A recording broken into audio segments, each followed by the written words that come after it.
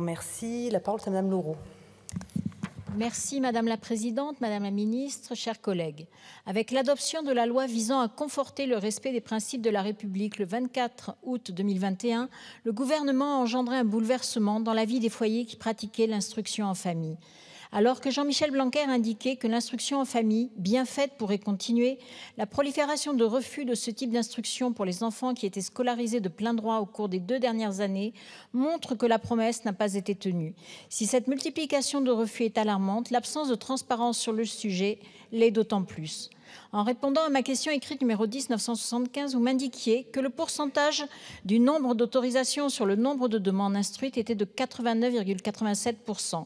Mais ce taux intègre les élèves de plein droit et ne rend donc pas compte de la réalité.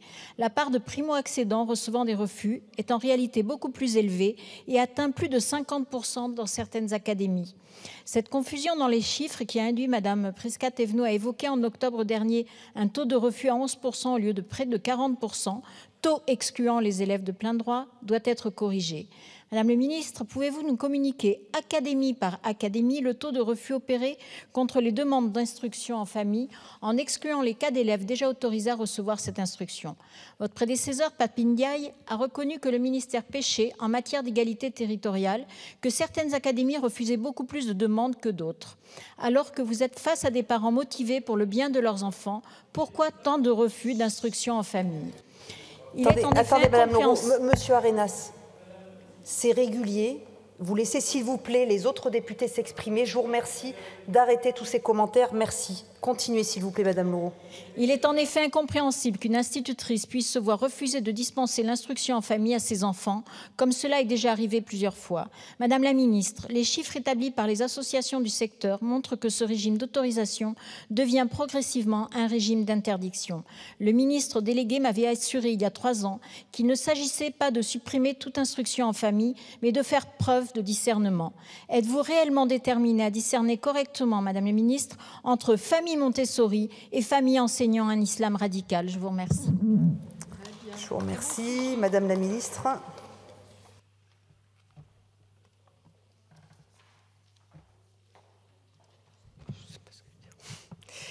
Madame la Présidente, Mesdames et Messieurs les députés, Madame la députée Laureau, je ne suis pas en mesure, évidemment, au moment où nous parlons, de vous donner les chiffres académie par académie, mais il n'y a aucune difficulté, évidemment, à donner ces chiffres à la représentation nationale.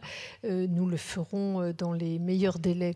Ce que je peux vous dire par rapport à votre question, et ce sont les chiffres que l'on me donne à l'instant, c'est que les demandes auraient donné lieu à une minorité de refus.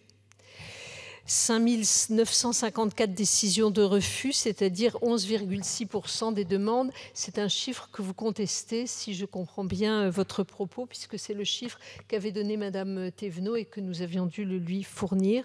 C'est en tout cas les chiffres que l'on me donne dans l'instant, avec 1,5% des demandes de plein droit qui ont donné lieu à un refus, 16,2% des demandes au titre du motif numéro 1, 16,3% du motif numéro 2, 31,6% du motif numéro 3 et 34,5% au titre du motif numéro 4 auraient donné lieu à un refus. C'est en tout cas les chiffres globaux dont je dispose au moment où nous parlons. Je veux bien regarder de manière plus précise ce qu'il en est, puisque vous semblez ne pas être d'accord avec ces chiffres. En tout cas, nous, ce sont les chiffres dont nous disposons à l'heure actuelle. Mais je m'engage devant vous, Madame, à regarder ce qu'il en est, à vous donner les chiffres académie par académie. Je vous remercie. La parole est à Monsieur Boumerti.